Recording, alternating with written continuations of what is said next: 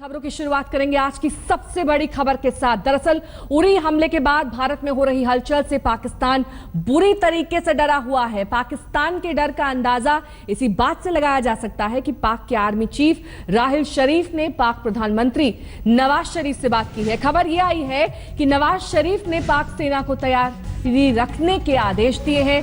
उन्होंने कहा है कि कभी भी भारत जवाबी हमला कर सकता है। इसके मद्देनजर पाकिस्तानी सेना को पूरी तैयारी कर लेनी चाहिए। कई ऐसी उड़ानें हैं और कई ऐसे हवाई पट्टी हैं जिन्हें अब खाली रखना चाहिए ताकि वहां पर एयरफोर्स के प्लेन की इमरजेंसी लैंडिंग और टेक ऑफ कराया जा सके।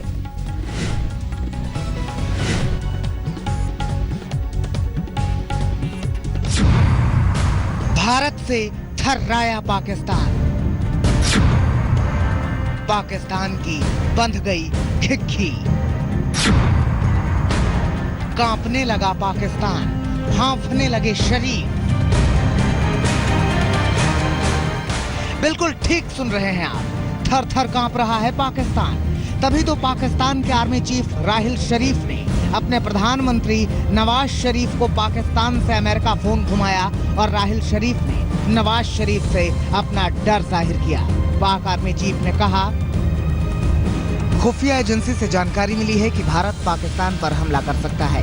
भारत ने पाकिस्तान पर सर्जिकल स्ट्राइक का मन बना लिया है। अपने आर्मी चीफ के डर को नवाज शरीफ ने भी समझा और उन्होंने आदेश दिया कि पाकिस्तानी सेना को अलर्ट पर रखा जाए। इस्लामाबाद से उत्तरी सूबों में जाने वाली सारी फ्लाइट्स रद्द कर दी जाएं। पाकिस्तानी एयरफोर्स को तैयार रखा जाए। मोटरवे को बंद कर दिया जाए ताकि ट्रैफिक न रहे। इन मोटरवे से फाइटर जेट को टेक ऑफ और लैंडिंग में मदद मिलेगी। पाकिस्तानी आर्मी चीफ और पाकिस्तानी प्रधानमंत्री की ये बातें फोन पर हुई।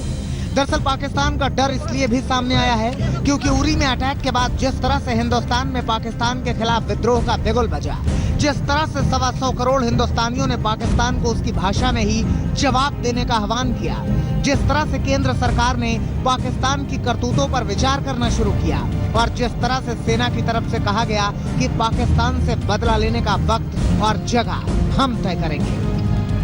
We have the desired capability to respond to such blatant acts of aggression and violence in the manner as deemed appropriate by us. We reserve the right to respond to any act of the adversary at the time and place of our own choosing.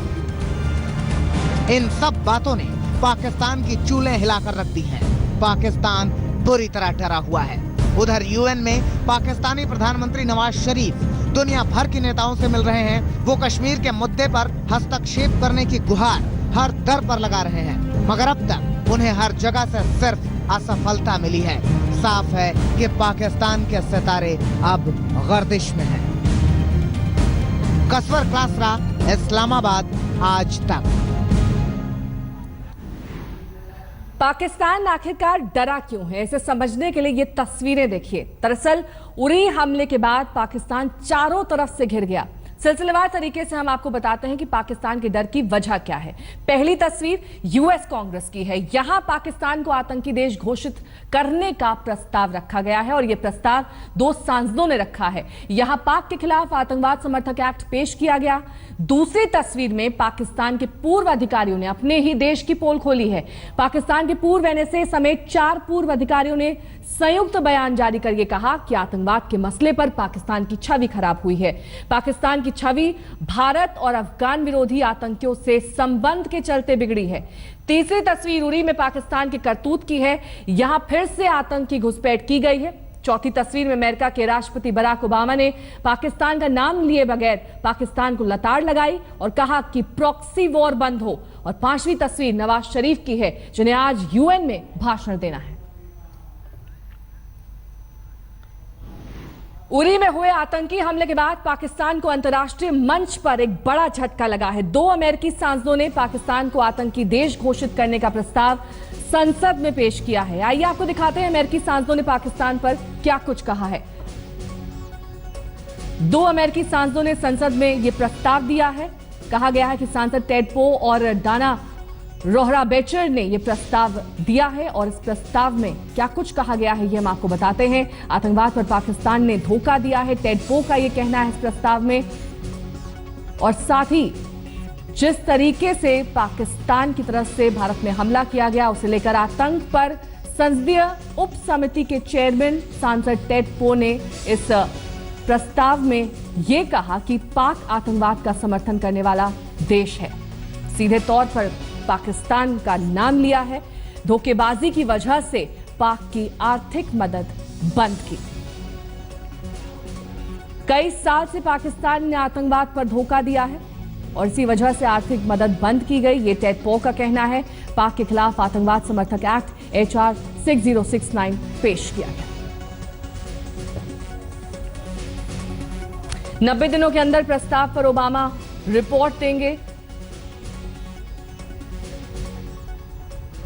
तो पूरी दुनिया में पाकिस्तान की लानत मलानत तो हो ही रही है, मगर उसके अपने ही घर में पाकिस्तान को संदिग्ध बताया जा रहा है। पाकिस्तान के 4 पूर्व अधिकारियों ने संयुक्त बयान जारी कर यह कहा कि आतंकवाद के मसले पर पाकिस्तान की हरकतों ने अंतर्राष्ट्रीय मंच पर पाकिस्तान की छवि खराब की है।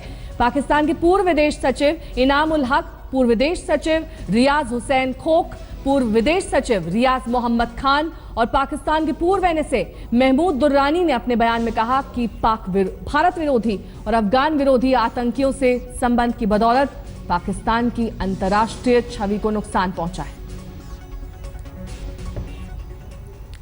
अब आपको बता दें कि आतंकवाद के मसले पर पाकिस्तान अब पूरी दुनिया में किस तरह से अलग थलग पड़ता दिखाई दे रहा है। इसी कड़ी में बांग्लादेश के गृह मंत्री असदुज्जमा खान ने आज तक से कहा कि उरी अटैक मामले में बांग्लादेश भारत के साथ है।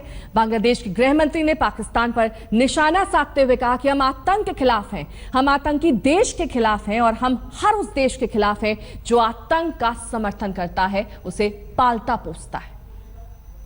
We are against terrorists, we are against terrorist country. So any country support terrorists, any country believes in terrorism, we don't support that country. It is our clear-cut decision of our Prime Minister. And whatever it is, we will remain always with India. That is our commitment for this terrorist attack, for this reason. It is impossible and absurd. Bangladesh government and Bangladesh people will not allow an inch of land for this terrorist attack for Pakistan. So this type of dream is absolutely, it will remain as dream, never it will happen. और इस वक्त की बड़ी खबर आपको बता दें, आप विधायक अमानतुल्लाह खान की गिरफ्तारी हो गई है। उन पर FIR दर्ज हुई थी जिसमें कहा गया था कि उन्होंने यौन शोषण किया है अपने ही साले की पत्नी का। ये तमाम संगीन आरोप अमानतुल्लाह पर लगाए गए थे। इसके बाद अमानतुल्लाह के बचाव में भी आपके कई नेता बोले थे, लेकिन अब इस पूरे मामले में आप विधायक अमानतुल्लाह खान की गिरफ्तारी अब से कुछ ही देर पहले हुई। चिराग गोठी हमारे संवाददाता इस तमाम जानकारी के साथ हमारे साथ जुड़ गए। चिराग, ये नॉन बेलेबल ऑफेंस के तहत आता है, इसलिए शायद इनकी जो बेल है वो भी संभव नहीं हो पाएगी। देखिए, फिलहाल तो अभी पुलिस ने कंफर्म किया है कि अमानतुल्लाह को गिरफ्तार कर लिया है। दरअसल वो इससे पहले उनको DCP ऑफिस बुलाया गया था सरिता विहार। वो जैसे ही ऑफिस पहुंचे वहां पर उनको टेक्निकली अरेस्ट डाल दिया गया है और खुद सीनियर पुलिस ऑफिसर ने इसकी पुष्टि की है। जाहिर तौर पर नॉन बेलेबल सेक्शन ऐसे में उनको कोर्ट में पेश किया जाएगा और उसके बाद जो है कोर्ट से दरख्वास्त की जाएगी। इस मामले में आगे रिमांड ली जाएगी, जो पुलिस अधिकारियों को कहना है, क्योंकि जिस तरह से पीड़िता ने आरोप लगाया था उनका साफ साफ यही कहना था कि छेड़छाड़ की है और बाकायदा आगे तक संगीन आरोप तक लगाए थे। इसी बेसिस पर जो है शुरुआत में FIR हुई थी और संडे को खुद अमानतुल्लाह अपने समर्थकों के साथ थाने पहुंचे थे जामिया नगर, लेकिन वहां पर पुलिस ने उस वक्त उनको अरेस्ट नहीं किया था क्योंकि पुलिस का कहना था कि वो जो सबूत है उसको एनालाइज कर रहे हैं। उसी बेसिस पर अब उनके खिलाफ ठोस सबूत आए, क्योंकि जो पीड़िता है उसने 164 का बयान दिया है CRPC के तहत। इसके साथ साथ इस मामले में जो कुछ SMS और टेक्स्ट भी पुलिस को मिले हैं, जिसके आधार पर अब इस मामले में पुलिस ने जो आम आदमी पार्टी के MLA हैं अमानतुल्लाह, उनको गिरफ्तार कर लिया है। उनको कोर्ट में जो है चूंकि अभी गिरफ्तार किया है तो यही माना जा रहा है कि उनको कल यानी कि गुरुवार को उनको पेश किया जाएगा अदालत में और आगे रिमांड की इसमें मांग की जाएगी।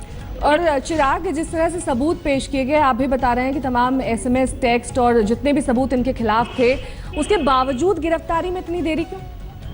देखिए, पुलिस का कहना था क्योंकि वो अपना केस सॉलिड तरीके से फुल प्रूफ रखना चाहती थी ताकि किसी तरह का कोई क्वेश्चन जो उनके ऊपर रेज नहीं हो। यही वजह थी कि शुरुआत में जब पीड़िता ने बयान दिया तो उसके आधार पर एफआईआर दर्ज की गई थी। उसके बाद जब तक पीड़िता ने 164 के तहत यानी मजिस्ट्रेट के आगे बयान नहीं दे दिया, तब तक इस मामले में आगे फर्दर कार्रवाई नहीं की गई, ना ही पूछताछ के लिए बुलाया गया। उसके बाद इस मामले में कुछ और एविडेंसेस पुलिस को मिले, कुछ और गवाह मिले जिन्होंने इस बात की पुष्टि की कि इस तरह की घटना हुई थी। साथ साथ इस मामले में कुछ टेक्स्ट और कुछ एसएमएस मिले जिसके आधार पर पुलिस पुख्ता तरीके से ये केस को रखना चाहती थी। जी चिराग, नजर बनाए रखिए। बहुत बहुत शुक्रिया तमाम जानकारी के लिए आपका।